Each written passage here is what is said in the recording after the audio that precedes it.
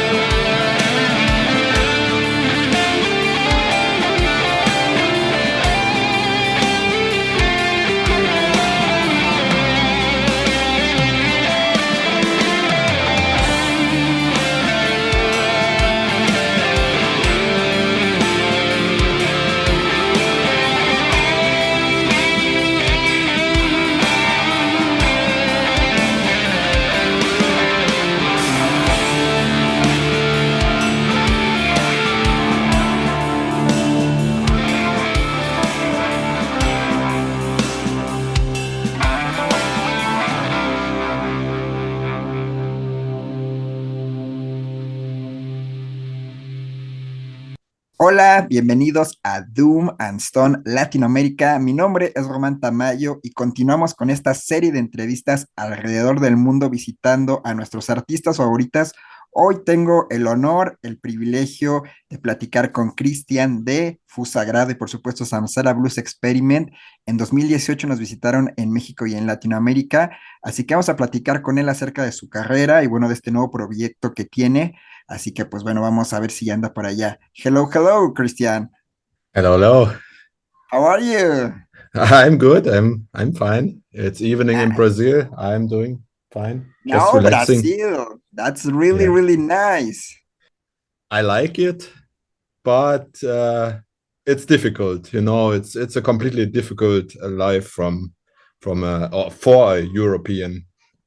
I live 2 years here now, basically, and I'm still kind of getting used to things here. So it's not always easy, but yeah, basically I like it. Let's say I like Yeah, it's really nice, it. especially because the life in Latin America is so different. Yeah, Sometimes the yeah, people from Europe, well, not Europe in general, but for example, Spain or UK, Germany, even people from the United States don't understand how is the life in other countries because no, it's really sad to say this, but at the same time, it's good to say this because in that kind of places you can get access to everything. I mean, to a yeah, proper place to live, to a good job, security, and absolutely, insurance, everything. And sometimes that not happen in Latin America or no, in Africa, in other countries. But yeah. it's really nice to know about that reality, I think.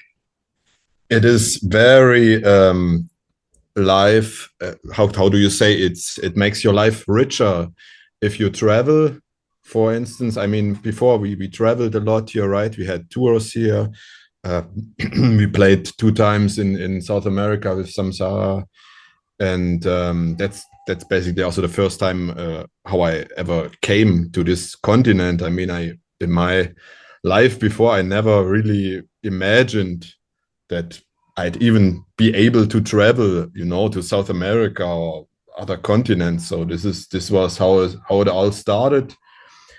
And but living here, of course, is a whole other thing, let's say, right? It's I mean, when you just travel for like a tour or for a holiday or whatever for a short period of time, you see only like a very very small percentage of the reality here in this uh yeah, on this other continent here, right? I'm really, I mean, I'm in rural Brazil here. I'm not in a big city. I'm not in Sao Paulo or Rio de Janeiro. So I'm really in Brazil, let's say, you know, and it's a very, very different life. Like you said, many things that you take for granted when you come from Europe or from the, let's say, first world, you can forget all about this year. So, Yeah, yeah, uh, there's many small and bigger things that are very, very different. Like, for example, my favorite topic, of course, music stuff, like music gear, um, is super difficult to find. Like when you're so specialized, like I am, right? So like particular you look for particular stuff, like I would look for synthesizer modules or some guitar pedals or amplifiers, like specific amplifiers or stuff like this is is quite difficult to even find it. I mean, to buy it, right? And if you find it, it will be super expensive. It will be yeah. like at least the double price than it would be like in those first world countries, which is really quite like bizarre, I would say. But yeah, that's the reality here. A lot of things are super expensive, like cars, uh, everything tech, like computers, phones, whatever is super expensive. So this is still one of those things that yeah, they can give me a hard time here, to be honest. This is because of course I'm not rich, right? So I'm also basically just making, like, trying to make a living here. And I after 2 years, to be honest, now I finally found a guitar amplifier. So this is a bit the reality. Yeah, Takes time. You get used to the pace of those countries, which is very different. It's not very fast pace. It's slow pace. So it's really interesting because, of course, we grow in Latin America with in this way. So basically, we yeah, don't have access to synthesizers, pedals, etc. If you want to start a band, and yeah, when you can save money and maybe buy a small amplifier, then you realize that this amplifier is everything for you. So you need Yeah. to I mean, trade in a good way, and it's like your best friend. So for us, Yeah. the people who create music in Latin America, that's why for me it's very special, Latin America, and that's why I have this page, because everybody talk Mm. about this kind of music, psychedelic, stoner, doom scene, but I focus on Europe and the United States. I love all the bands from that places. I love music from the 70s, crowd rock, etc. Mm. But Mm. the people don't know about these bands, don't know how hard is that these bands even record an album and then realize an Yeah. album. For us, if we have the opportunity to realize our music on CD, vinyl, or tape in Europe, it's a big deal, you know. So it's really nice Yeah. that you live that This live other perspective, yeah, right. This yeah, is exactly, exactly. I see the other life, and I have a lot of respect for the musicians here now. Before, I mean, going back to Samsara, it was a very popular band, right? I mean, in our scene, it was pretty popular band, and I have to say, I took at the end of the band, let's say, or before we made this break, I took many things, like, let's say, for granted, that they were always there. But coming here to Brazil, I realized that a lot of things are not just like there for granted. And yeah, I have a lot of respect here for the people here, and I, of course, my family is all Brazilian here, so I see this life from many aspects. This is not just the music, or the Mhm. funny things, the fun things in life. The life here is really is a whole different game to compare to Europe.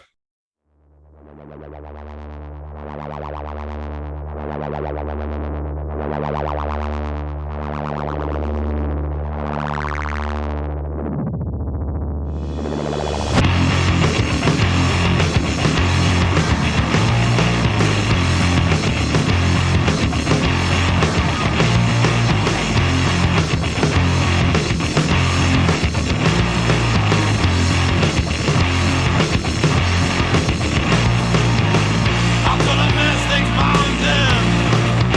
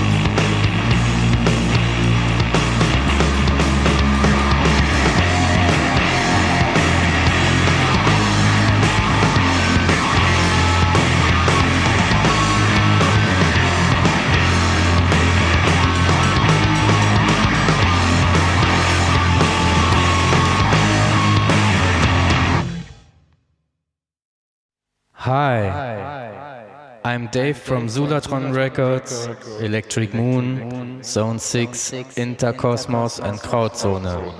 And you are listening to Doomed and Stoned Latino America. Have a good time.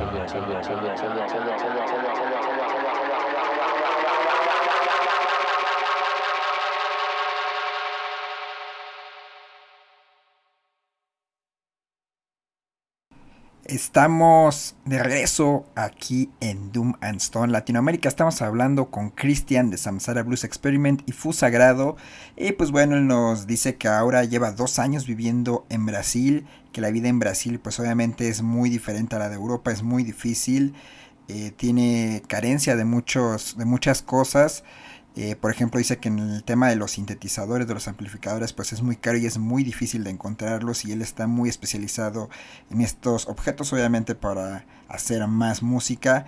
Entonces, pues dice que él vive en un área alejada de la ciudad, no en Río de Janeiro, no en Sao Paulo, vive en un área rural con su familia. Y pues bueno, también hablamos un poco de lo difícil que es la vida para nosotros como latinoamericanos. Es muy diferente las condiciones a una vida en primer mundo, dígase alguna parte de Europa, Inglaterra, quizás Alemania, España o de este lado pues Estados Unidos evidentemente. Entonces pues bueno, también dice que esto le ha cambiado la visión de la vida y ha hecho que valore más las cosas. Dice que ha sido un poco difícil para él adaptarse a una nueva cultura, pero después de 2 años está agarrándole gusto a la vida en Brasil. Dice que evidentemente no es lo mismo turear, que él estuvo 2 veces en Sudamérica con Samsara Blues Experiment, pero pues bueno, no era lo mismo estar ahí y pasarla bien unos días que vivir realmente la vida de ahí. Entonces, pues bueno, se siente feliz y agradecido de tener estas experiencias y bueno, de haber tenido este cambio en su vida. Y pues bueno, en la parte que sigue de la entrevista, pues hablamos un poco de sus antecedentes. Le preguntamos cómo fue que llegó a la música psicodélica, qué bandas lo marcaron. Dice que evidentemente fueron las clásicas como Led Zeppelin, sin duda fue la primera de las primeras bandas que lo marcaron. Y pues bueno, dice que siendo un adolescente él estaba muy adentrado en el metal, en el death metal, ese tipo de cosas. Entonces que cuando descubrió bandas como Caius, que venían luego CDs en las revistas, pues no se le hizo nada especial realmente, pero de pronto se dio cuenta que esto tenía algo, como que lo llamaba. Entonces, pues bueno, empezó a descubrir bandas como Caius, Nebula, Fu Manchu en los noventas. Y pues bueno, dice que él creció en un área rural, entonces pues era muy difícil conseguir discos, conseguir pues todos estos sonidos, ¿no? Era como muy extraño, era cosas muy especializadas y no estaban, no había cosas. O sea, lo más que podías encontrar era como por ahí un disco de los Grand House o algo por ahí similar. Entonces, pues bueno, también nos adelanta o nos cuenta un poquito que en los 2000 fue cuando, pues bueno, él decidió como empezar un blog de música, ser como nosotros, necios, así estar buscando y apoyando bandas. Y entonces pues descubrió como a personajes muy claves de la escena, a la gente de Radborn, a la gente de Stone from the Underground, algunas disqueras sin duda como Electro Hash, a Dave Schmidt, que bueno, Zula Basana, bueno, mejor conocido como Zula Basana evidentemente. Entonces pues él empezó como a retratar esta escena y conoció este tipo de personajes y pues esto lo llevaron a estar como muy adentrado en la escena. Dice que en aquellos años evidentemente no había internet, entonces pues bueno, esa escena era muy pequeña y él no sabía cuántas bandas había alrededor del mundo, quién estaba tocando, entonces fue como una parte muy interesante de esta vida y pues bueno, esos fueron sus antecedentes. Vamos a escuchar esta última parte de palabras de Christian aquí en Doom and Stone. Ya regresamos, sáquese algo, gócela. Let's back to the past. I want to ask you, how was your first contact with music, and what bands makes you get involved in psychedelic music? Yeah, so basically the first time I really heard this kind of, let's say, psychedelic music. I mean, what is psychedelic music? You know, in my opinion, already Led Zeppelin has like psychedelic parts. So this would be the first time I heard this kind of style. What was like Led Zeppelin in the 90s, or the stoner bands of the time, like Kyos, Nebula, Fu Manchu, things like this. You know, like was really in the 90s. I think the first time I heard Chaos was on a magazine CD, on one of those CDs that you get with a printed magazine. And I didn't actually, the first time I heard Chaos, I didn't like really find them so special, to be honest. It took like half a year until I like understood, yeah, Chaos, okay, it's a band, it's nice. um, so because I was like in the 90s, I was still like teenager, and was more into like the real heavy stuff, like death metal and thrash metal and stuff like this. And those psychedelic bands, they came pretty much after this. And really deep into this psychedelic stuff, I went like beginning of the 2000s. I also had a like pretty much like you, like a web zine, where we wrote about music and stuff. And I think through this web scene, I really got really deep into the scene. I like made contacts with some of the, let's say, key figures in the scene, like the Roadburn people or Stone from the Underground in Germany, and a lot of the labels, like Electro Hush, Dave Schmidt, like all those kind of guys. I started to contact, and then really learned how many bands there were, who really made this music, because it was always there. There was always a scene for this, but the scene, of course, was very small. Like we're talking like 20 years back now. This psychedelic scene was very, very small. There was not really like there was no social media, basically, right? So you had no idea what kind of bands existed. And yeah, that's how I got into all this. I liked the old school stuff, like Led Zeppelin and all this, and then through my activities as a like journalist, let's say, I got into all this much deeper, and then really like soaked in all those bands, like early Earthless, I don't know, all this kind of stuff that was like the heroes of the early 2000s. And from there went to form my own bands. The first band I had was actually a gothic metal band, but I think in 2002 we founded Terraplane, which was supposed to be like, let's say, kind of a stoner psychedelic band, and took some time. But like I think after 10 years, no, not 10 years, 5 years maybe, we found like the sound. It was without all those possibilities that you have now, right? Like YouTube, all this all wasn't there. This didn't exist. I mean, there was YouTube, but it had no meaning, right?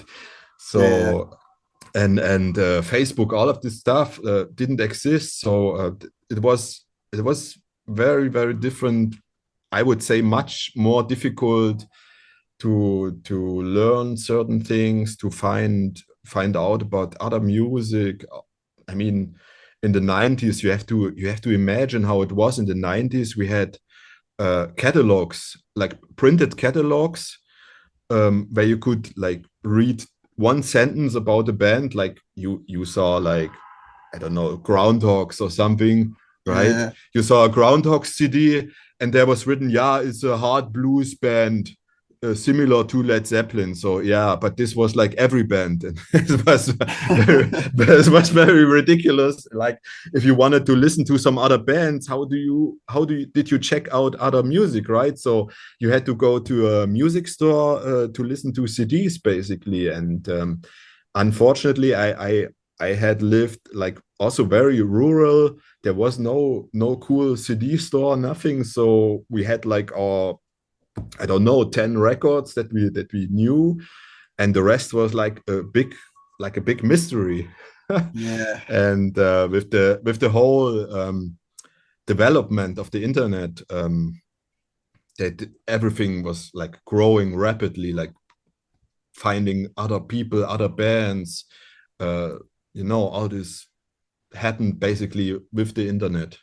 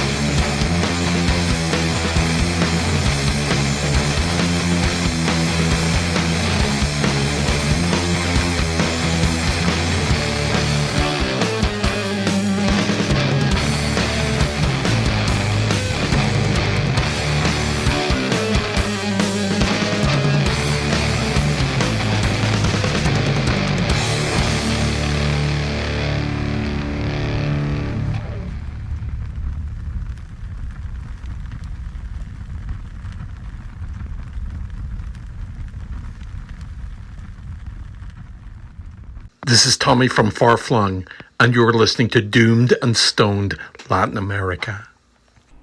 Estamos de regreso en este Doom and Stone. Seguimos nuestra charla con Christian Peters de Fuzz Sagrado y Samsara Blues Experiment. Seguimos hablando justamente de la escena de principios de los 2000 y pues bueno, él recuerda mucho que Radborn era quizás lo más grande que había en ese tiempo y Stone from the Underground como los dos festivales grandes.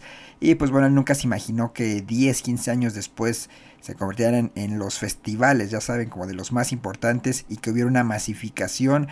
Tenemos hoy en día Desert Fest, Freak Valley, muchos, el Hellfest pues bueno tiene The Valley, así que pues bueno, él le sorprende que haya crecido tanto la escena. Dice que antes pues bueno, a lo mucho había 500 personas en Radborn y era como wow, esto está súper lleno.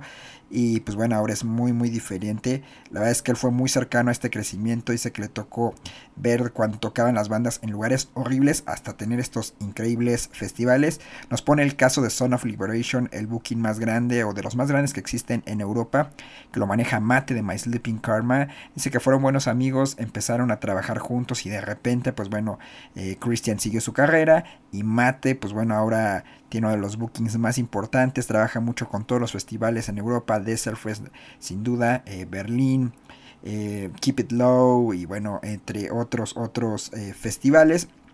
Y pues bueno, también hablamos un poco sobre esta nueva escena. Yo me pronuncio en que es la era de oro de esta tipo de sonidos psicodélicos, pesados, densos, stoner, doom, sludge y lo que usted quiera.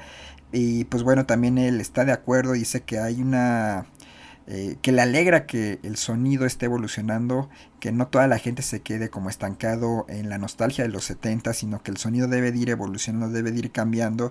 Dice, sí tenemos una banda como Elder, pero ¿qué sigue? ¿Cómo podemos hacer para que este sonido no suene a lo mismo de los 70, sino que evolucione y alcance nuevos niveles? Lo cual, pues bueno, es una buena pregunta y una buena reflexión que nos deja por ahí Christian. Del otro lado también dice pues que ahora es más fácil tener acceso a la información, hay internet, puedes tener tu equipo, puedes comprar fácilmente pedales, guitarras, un estudio para grabar, incluso pues bueno, yo me atrevería a decir que ya ni siquiera necesitas una disquera, puedes hacerlo todo desde tu computadora, ser tu propio manager, ser tu propio booking, hacer todo tú mismo. Y sin duda pues bueno, esas es las ventajas de vivir en estos tiempos y pues por eso para mí es la era dorada de este tipo de sonidos. Y pues bueno, lo que sigue es una parte muy interesante porque le cuestionamos sobre este disco que es muy mítico para la escena stoner, el Long Distance Trip. Pues justamente en alguna ocasión cuando hablamos, bueno, más bien le escribimos, le mandamos algunas preguntas como parte de su gira latinoamericana. Él nos decía que no entendía por qué la gente amaba tanto este disco. Se habían hecho discos mucho mejores, con mejor sonido, mejor producción, incluso pues bueno, la forma de crear esto era como más consciente, entonces pues ellos nos explicaban por qué la gente seguía amando un disco que lo hicieron pues prácticamente con las patas, dice él. Y pues bueno, él dice que es uno de los grandes misterios, que jamás va a saber cómo un disco puede volverse tan popular cuando pues no esperas nada, obviamente. Entonces pues bueno, él dice que en ese tiempo está escuchando mucho a Airless, a Jimi Hendrix, que es su mayor ídolo, Mamatus, que bueno, es una gran banda. Y pues él dijo, voy a tratar de hacer un tributo, ¿no? Como a este tipo de sonidos, este tipo de bandas que me gustan. Entonces, pues bueno, así fue como crearon este disco, el Long Distance Trip. Y pues bueno, él está sorprendido con toda la respuesta. Dice que si no hubiera sido por esto, pues no hubieran continuado quizás haciendo más discos y no hubieran llegado tan lejos. Lo cual, pues bueno, él se siente muy agradecido. Y pues bueno, también nos menciona que cuando grabaron este disco, pues no era un lugar adecuado, no era el mejor estudio, no era super wow, solamente lo hicieron con el corazón. Y pues bueno, hay unos jams a ver qué sale. Y pues bueno, salió esta obra maestra. Finalmente, pues bueno, también cuestiona un poco Christian el tema de las redes sociales y de la censura. Por ejemplo, este disco pues tiene una pintura de Gustav Klimt que es muy icónica, muy clásica, el arte nuevo. Entonces pues dice que ahora pues el disco ya no aparece en muchos lados porque hay una censura, como tiene mujeres desnudas, todo el mundo piensa que tiene que ver con un tema de pornografía o cosas así. Pues Christian explica que no tiene nada que ver con eso, que es una obra de arte de hace más de 100 años quizás. Y pues bueno, bueno, para él reflejaba lo que quería hacer la banda, ¿no? La belleza de la mujer. Dice que él no sexualiza nada, que no ve a la mujer como ningún objeto, que obviamente él está a favor de todos los derechos de las mujeres, que jamás lo ha hecho con una mala intención y que no se pensó de esa forma, sino que es muy loco que ahora en estos tiempos, pues bueno, se ha ido quizás reduciendo ciertas libertades. Entonces pues él se cuestiona, ¿no? Como que hasta qué punto esta pintura que se hizo hace 100 años pues, debe ser censurada o no, que bueno, en este caso la ocupó para la tapa de su disco. Y recordemos que esta figura icónica también es parte de un disco de Causa Sui. Entonces es una interesante discusión porque justo estamos viendo arte, no se está, creo yo, desde mi punto de vista, no sé usted, gente que nos está escuchando, no se sexualiza o no se ve como un objeto sexualizado a la mujer, es la belleza femenina tal cual. Y así como podría ser una mujer, podría ser un hombre y no tendría como mayor tema. Es una obra de arte y se ve como eso, una obra de arte, no con nada más. Y pues bueno, una de las cosas que también le agregó aquí Christian y que quizás no salió por tiempos aquí, pues es que ha tenido discusiones con mucha gente en internet que le ha escrito así como con hate de, hey, ¿por qué usas esa a mujeres en tu portada?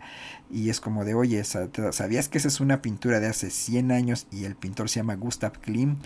No es que yo la hice y yo es que haya utilizado esto para dar un mal ejemplo. Entonces, pues bueno, es una interesante reflexión, se la dejamos a ustedes. Las libertades, hasta qué punto es una libertad, estas forma de repensar también muchas cosas, hasta qué punto estamos siendo libres y hasta qué punto estamos imponiendo nuestra forma de pensar, hasta qué punto estamos cortando las libertades de otros para imponer lo que nosotros queremos. Eso es un poco complicado, ¿no cree usted? Pero bueno, los dejamos con esta parte. Vamos a escuchar todo este último discurso de palabras de Christian. Ya regresamos aquí a Doom and Stone. Like I said, I started like when I started in the early 2000s. There was Roadburn, pretty very small, and there was Stone from the Underground festival in Germany and like maybe 5 others in Europe, and all the rest now. This whole like new festival scene is a product of the last, let's say, 10 years. You know, I'm happy that I was very close, let's say, involved with the Sound of Liberation booking agency, right? Because it's like an old buddy of mine who runs this. We know each other from like 20 years ago now, and we started like playing shitty shows, like you say. We played shitty shows in small cafes or bars, like very random, without stage and PA and everything, very improvised. But this guy is what I see. Mate from Sound of Liberation is like one of from the Sleeping main Karma, right? Yeah, exactly. Genau. We say genau in German. He's like one of those key figures in the European scene for creating this whole new festival stuff. I mean, all this possibilities to play festivals. He created this. I mean, you have to really realize this one guy. You know, he found other like-minded people, but he is the one guy, major player, let's say, who created all this stuff. And now new bands, they see this, and new European bands, they can take this, like, let's say, for granted almost. But exaggerated, not for granted, but it's there now. But it wasn't always there, of course.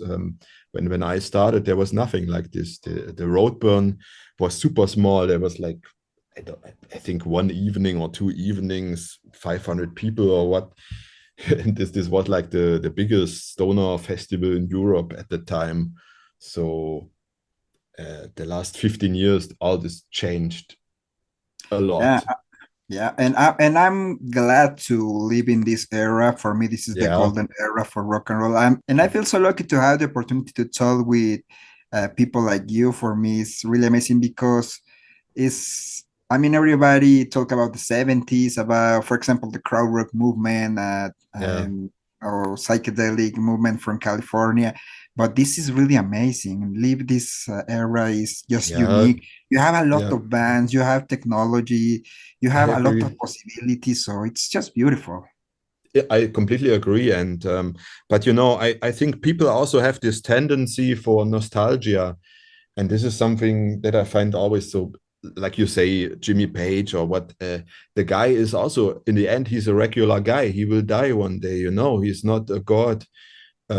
He made amazing music, but there's thousands, if not hundreds of thousands, other bands who made amazing music too. But people have this like this need for heroes. It's kind of a need for heroes, probably that they want some idols. They are here, Jimmy Page, Jimi Hendrix, Tony Iommi, but everyone in the end is just regular person. And these times, like you say, I completely agree. It's like, could say golden time, because you have the access to the old stuff from the past. You have the recent past, you have the present, and you have a lot of possibilities now to record stuff, right? Everyone can pretty much record an album these days. It's not that you have to like book some expensive recording studio or whatever, and you don't need so much stuff also. I mean, some pedals, a guitar amplifier, or even whatever, and then you start, and you can play this kind of music that is inside of you, whatever music is inside of you, I mean. But yeah, for me is a bit fascinating, this that on the one hand things seem to like evolve, and there's a lot of bands, but on the other hand a lot of bands, like they keep stuck in these patterns, in this like, I'm a 70s guy, I just play the 70s music now, you know? No, And no, this is no. something that I find kind of funny, because yeah, if everyone was like this, we had no like evolution, let's say. There was like, this is something funny for me somehow, that you have many possibilities also to find, to listen to music, but it seems a lot of people, like they stay in these frames that frames that are given from some magazine, or from, let's say, tastemakers, YouTubers, whatever. They say, hey, Elder is a great band. Yeah, they are a great band, but what comes after them? There's like thousands of hundreds of other cool bands, but Yeah. a lot of those bands, they remain like obscure stuff, and this is kind of funny. I don't know.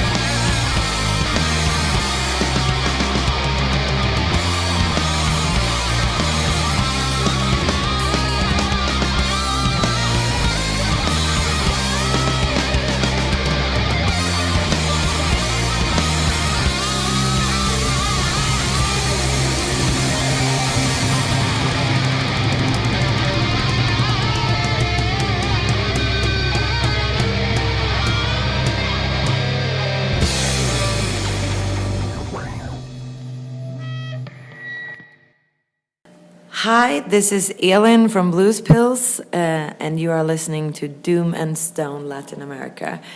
Thank you so much for having us here. We love this country. Take care and be yourself. Yes. Long Distance Trip was your first release with Samsara Blues Experiment and is one of the most iconic albums of the modern psychedelia. So Can you explain with us how was the recording process of these albums? And I know in some point I asked you about this album, but you told me something very nice, that we release more albums and better albums. So, but I don't know why the people still loving this album. Why it's so special? So can you tell us a little bit about this is the big mystery, right? The big mystery to begin with is what do people like on certain music? This is the other part. You cannot control this. You cannot like say, hey, I want to make an album that everyone likes. It's impossible. So why do people like this album, and how was it created in the first place? This album basically falls back to a time when I was really completely like immersed in this heavy psychedelic scene. Let's say I just discovered Mamatus. I still listened like to Earthless. Jimi Hendrix was like my hero of the time, probably. And all this, I wanted to be like this, you know. But of course, I was no Jimi Hendrix. I was always Chris Peters. So I kind of transformed all these influences into this big, like, let's say, stoner tribute album. That's how I see it. Like the Long Distance Trip is really this like blueprint stoner album almost, right? It could be like really, from the cover to the song titles to the contents of the songs to the sounds of the album, of the guitars and everything. It's like really the blueprint heavy psychedelic album, I think. And that's probably what people like or what they find in it. I don't know. It's still kind of a mystery. It's a crazy, like, we sold a lot of those records, which is really I never expected. Also, you know, I mean, I knew it's like, yeah, it's like a monolithic kind of super stoner album, but I never thought I would sell some 1,000 LPs of this, or that people like, look, it's now 12 or 13 years later that we talk, that people still say, hey, this is this masterpiece, you know. It's what people say. I don't know. For me it's a cool album, but it's certainly not a masterpiece. But okay, I mean, I can be happy that I made this album, but when we recorded it, I can tell you it was super like random. We had a MacBook, like an old MacBook, and very few microphones, and it was recorded in a very, very simple way in the rehearsal room. And with every album after this, we tried to be professional and you know, better in a way, but none of the other albums came even close to this, it's kind of ridiculous. But there's a lot of time and passion that we put in this album. So this is probably much more important than like a super high-end recording studio or whatever, right? So I if I remember, we recorded like over the course of like half a year this album, like every other day some parts. And yeah, this may explain some of its like fame, or I don't know. We owe a lot to YouTube, also to this, that people put it on YouTube and found it for some time. It was like always in the like in the search results, like on top when you were looking for Color Haze. Yeah. There was also Long Distance Strip, right? And at some point, some years ago, now you may say I'm like a conspiracy theory guy, but I'm not. I think this is one of the reasons why they didn't show it anymore, because it has naked women on the cover, and it became very unpopular at some point to have naked women like presented in a way that some people find, what do you call it? Yeah, some people find it offensive. I don't know. Yeah, right? It's a new generation, new rules. This is a new generation, and yeah, I mean, it's okay, you know. But if you look, why are there naked women on the cover? You know, this is a 100-year-old painting. So, by Gustav Klimt. Gustav Klimt from a genre in art Nouveau. Yes. And it had a lot of naked women, but none of those people were sexist, you know. This is and of course I was never a sexist, you know. I just appreciate a woman, the beauty, like the beauty. Yes, so I mean, this is I think this is one of those reasons why it's not there in the search results anymore. It's even you can see, I mean, I have proof for this. There's some pages that like black mark the cover, you know. They say like, yeah, it's like adult content. Yeah, I mean, it's like a black and white drawing of female of women, you know. And but at some point it became very unpopular to have like covers like this. We ended on this topic about the girls on the cover, and I just wanted to say, to end this, there's absolutely no sexist intent, of course. This is all about the beauty and appreciation of that a man can have of a woman. So this is not something so crazy, something very normal, I think. So this is all there is about the cover, and yeah, this kind of was a problem at some point, that some pages, like, they didn't promote this cover anymore, and then yeah, it was, but okay.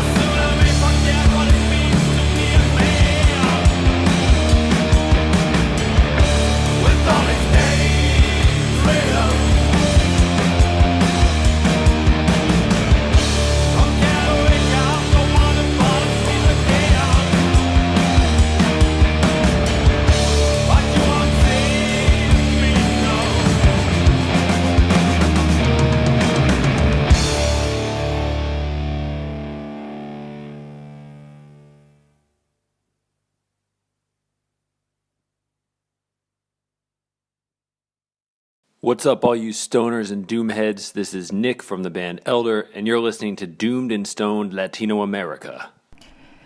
Estamos de regreso en este Doom and Stone Latinoamérica, platicando con Christian Peters, la mente maestra detrás de Samsara Blues Experiment y Fuzz Sagrado.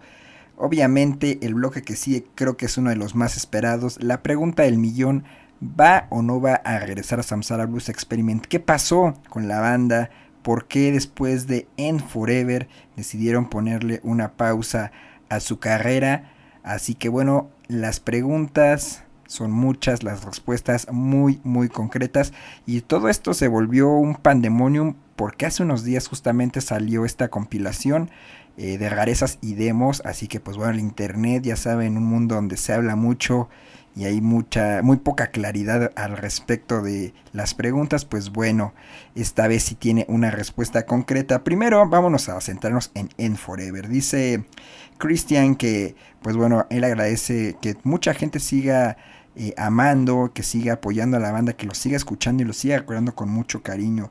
Respecto a este disco, pues dice que fue muy difícil de hacer. Pasaron muchas cuestiones alrededor de la banda, estaban tureando mucho, casi se puede decir que hicieron un tour mundial, y pues en ese tour mundial pues obviamente hay fricciones, hay momentos en los que ya no toleras mucho a tus compañeros de banda, pero a pesar de eso sigues trabajando. La otra cosa que pasó pues es que Samsara Blues Experiment sí generaba dinero, pero no lo suficiente para vivir de la banda. Entonces los dos miembros de la banda, el bajista y el baterista, obviamente tenían cuentas que pagar, y pues Samsara no estaba cubriendo esos gastos. Entonces pues bueno, no podían vivir exactamente de la música, del arte. Y pues bueno, a esto se le suma que Christian tuvo un accidente en Arizona, se rompió el brazo y estuvo como medio año fuera de circulación, tiempo en el que la banda pues no pudo tocar, evidentemente cancelaron shows, y después de eso lo operaron del intestino, y pues bueno, fue una recuperación bastante larga. Entonces pues prácticamente eso fue deteriorando a la banda, y al final pues bueno, tomaron la decisión de volver de trabajar en hacer un nuevo disco, pero pues ya era muy pesado. La verdad es que dice que se veían, discutían siempre por cosas muy tontas, por ejemplo el tono de guitarra, cuándo iba a entrar, o sea, dice, discutíamos más de lo que tocábamos, y eso pues evidentemente no estaba bien. Cuando acababa un ensayo siempre terminaban en discusiones, y eso pues terminó desgastando la relación que se tiene. Imagínense ustedes, ellos estuvieron 12 años, 13 años juntos, y pues obviamente se cansan. Esto más el COVID hicieron que la grabación del álbum fuera muy difícil, muy complicada, y pues bueno, cuando el álbum por fin vio la luz, pues bueno, no se le dio la promoción necesaria debido al tema del COVID, debido a los conflictos internos. Y pues bueno, Christian dice que para él este es el mejor disco de la banda. End of Forever es yo creo que la obra maestra, la obra cumbre de Samsara Blues Experiment, y pues no recibió la atención necesaria, no se hizo la promoción necesaria. Incluso dice que pues bueno, él estaba en un momento muy difícil, estaba muy frustrado, estaba en un lugar muy oscuro, dice, en un dark place. Entonces pues hasta en esos momentos decidió borrar la página y decidió acabar con su proyecto, con su banda. Siempre él dice que pues él tenía las composiciones, él ayudaba mucho a la banda, y al final lo siente como su proyecto y decidió terminarlo. Tiempo después pues bueno, tuvo que sentarse, repensar dónde estaba parado.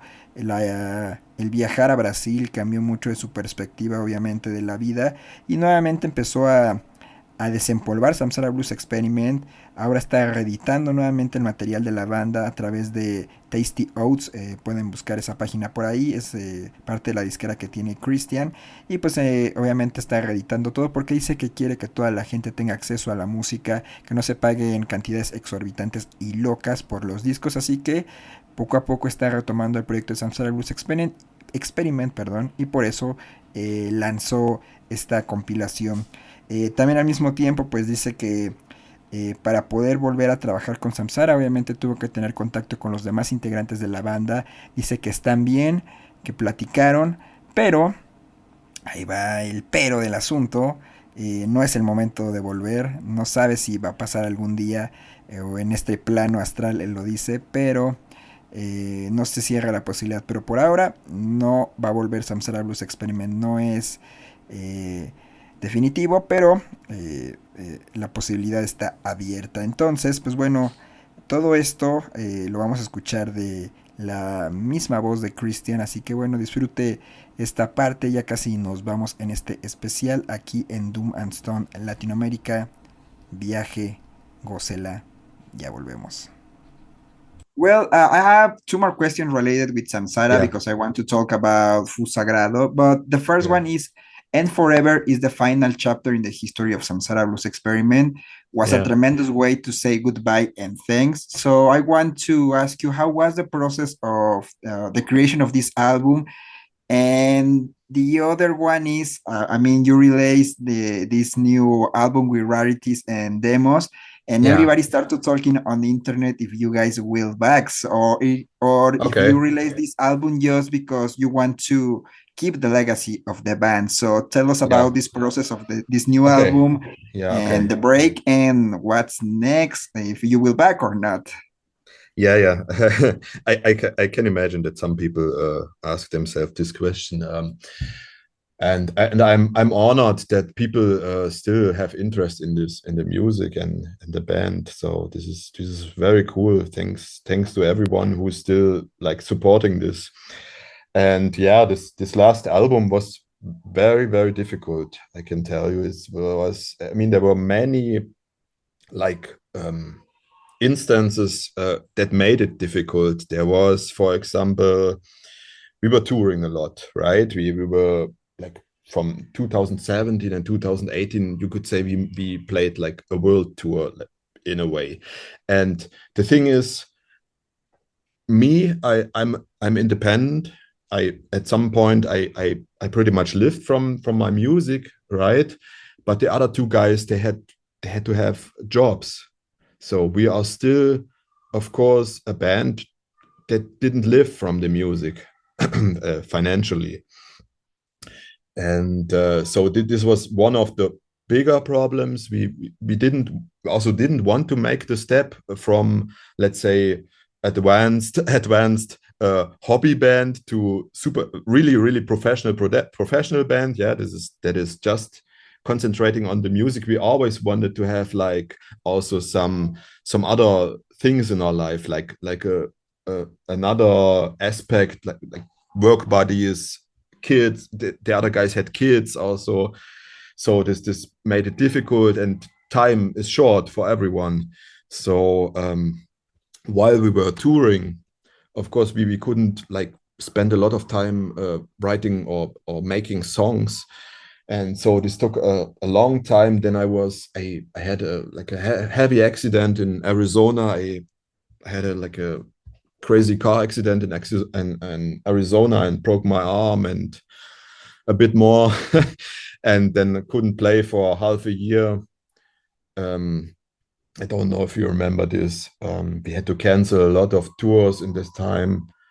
And then 1 year later, I had again health problems. I had operation in my intestines and could again not play. So all this delayed again the songwriting process. And besides all this, we also got a bit lost, I think, in thinking too much about simple things that where you shouldn't think so much. But I always said sometimes we spend more time discussing songs than just playing, which was a bit crazy. But it was really like this. We had sometimes rehearsal. Half the rehearsal was discussion, and a discussion about really silly things like how long should this part be, or how is your bass sound, how is my guitar sound, and all this made it very complicated. And all of this led to too much discussion, too few understanding, and also, yeah, I don't know, patience with the other guys. We played together a long time. We played 12 years in this band, or 13 years, I don't know. And at some point, maybe things get tired out. I don't know. And all this affected the album. And when we finally had the studio booked, there was this Corona stuff going on, right? So this COVID thing here that we had the last 2 years, and where we were not able to go to the rehearsal room. There was like the German government like made announcements. It's not allowed for more than 2 people from different households to meet, except it's like a business situation. And I was and am still in the opinion that Samsara, for me, 100% was a business situation, but for the other guys, unfortunately not. And so again, delays. So we had to face, like, every year from 2017, we had to face delays of different kinds. And when we finally could record the album, the band was already, everyone was like, let's say, pissed off with each other in a way, mostly with me, because I have strong opinions in some regards, and the other guys had their opinions which didn't match anymore, unfortunately. And so it was very difficult to record the album. And when the album was recorded, it was also in a way difficult to promote. There was no promotion basically for this album, not really. This is kind of ridiculous. Also, it's in my opinion, it's probably the best album that the band made, like, from my perspective, but there was nearly no promotion because I didn't want. I was like super fed up with everything Samsara. I was so fed up that this is a big mistake. I even deleted like the Facebook page, but also because of such silly discussions, But I was in a very, like, let's say, in a dark place at this time. And this was very unfortunate. And now that everything is more relaxed again, I start finally promoting this, or coming back with the re-releases. And because I see that people, they are searching for it, this is something that I like didn't pay enough attention probably in this time when I was pissed off and sad and angry. I paid no attention to the fans. And I'm sorry for this, but in the end, everyone is just like a person, and a lot of Samsara was my doing. Let's say it was my label, my promotion efforts, my contacts. So there's a lot on my behalf that I always had to do, like also other types of work that come along with being in such kind of bigger band. When you sell a lot of records, you also have to make like tax declarations or whatever, right? And all this stuff I had to do. And at this point in my life, when the band broke up, I was so pissed off that I said, hey, I cannot do anything. I just like proceeded like the mail order stuff that was going on at the time. We sold like the first run of the album in a few weeks, and then I said to myself, hey, I need a total break from Samsara, not talking to anyone related to this band.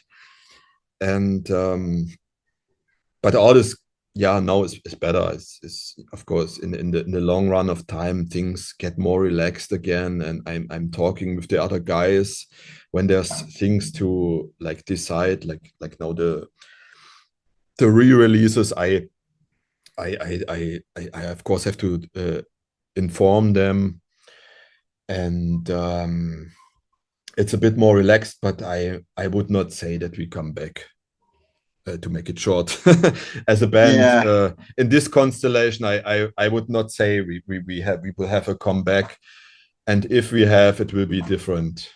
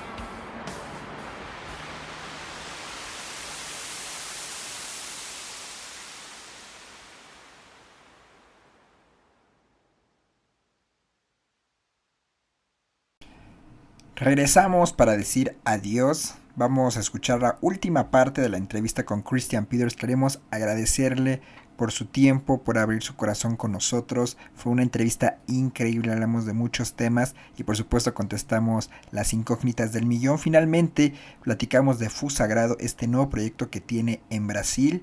Y pues bueno, también dice que al final de Samsara Blues Experiment él ya estaba cansado de todo esto del llamado stoner, la neopsicodelia, ya estaba muy harto de esa escena, de esos sonidos, entonces dijo no más, stop, necesito un break, necesito descansar, fue a Brasil y pues bueno, en Brasil pues empezó a trabajar con nuevos sonidos, a tener una nueva apertura musical, nuevos sonidos, nuevas cosas le pasaron en su vida, su familia, etcétera, etcétera. Y pues bueno, recordó que los sintetizadores fue algo que siempre le llamó la atención y pues empezó a trabajar nuevamente, revivió como esa música de adolescente que escuchaba como Black Sabbath, le dio una nostalgia y pues bueno, empezó a grabar cosas por su cuenta, sin ningún afán de tratar de replicar lo que había hecho en Samsara Blues Experiment, así que pues bueno, como él menciona, las posibilidades eran infinitas, eran muy grandes y empezó a trabajar desde la parte del sonido como ingeniero. Él dice que no se había involucrado antes en esta parte de la mezcla, el máster, el grabar, porque siempre lo hacía alguien más. Entonces él ha estado involucrado en todos los procesos y ha sido algo muy divertido, muy increíble. Es un trabajo personal, es algo nuevo, es algo que viene de su corazón. Entonces pues bueno, producir algo así, estar en todo el proceso es algo increíble y sobre todo en el contexto de Brasil, porque como ya escuchamos vive en un área rural donde no tiene acceso a amplificadores, a estudios, así que es muy muy complicado todo esto y lo ha hecho reinventarse, lo cual es una cosa increíble y maravillosa.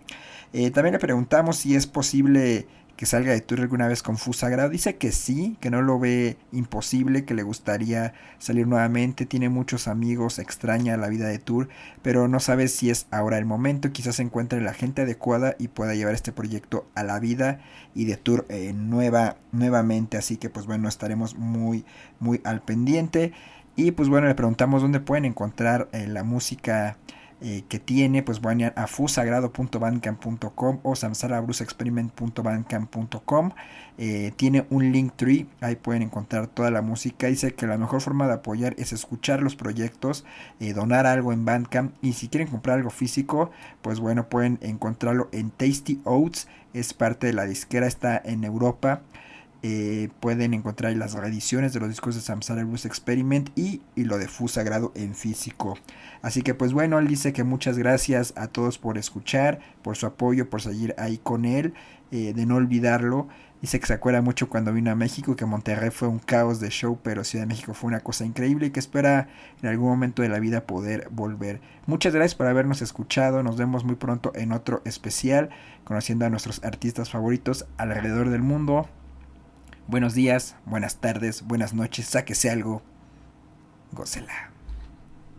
Well, you moved to Brazil. You told us about this in the beginning of the interview, and I can imagine living Brazil changed a lot of things in as musician, maybe in your taste of music too, the way you create music. And in this place, you create this new project, Fuzz Sagrado. Yeah. So tell us about this new chapter in your career. How is the process of recording an album in Brazil? Yeah, this is where do I start here? I was one thing I have to also say about the end of Samsara is that I was very, like, in a way, a bit fed up with the old sounds, like the old the sounds that I once loved dearly, but got tired of all this stoner and stuff, psychedelic, whatever, this whole guitar sound, and it was very. I had to have a bit really a break from all of this, and I was at the time a lot also into synthesizers. It was very funny for me in a way because all my history is all rooted in rock music and metal music, and then suddenly I came into the synthesizer thing and even listened to like electronic music, but yeah, basically because I was tired of this, really tired of the stoner scene, I can say this. and yeah, I needed some time out. But after some like months, I realized that as funny as it may sound, I began to miss it again, right? I didn't listen to anything, didn't go to band rehearsals anymore, didn't go to shows because there wasn't any, and so on. And then I was just sitting here in my little room here in Brazil, and was like, I made like a cheesy Black Sabbath cover attempt. Let's say I was like rediscovering music that I first discovered when I was like a teenager, like Black Sabbath, all this, this is stuff that I listened a lot when I was a teenager in the 90s. And then there's maybe some kind of nostalgia also now, because the older you get, there's more like a easy tendency to be nostalgic for certain periods in your life. And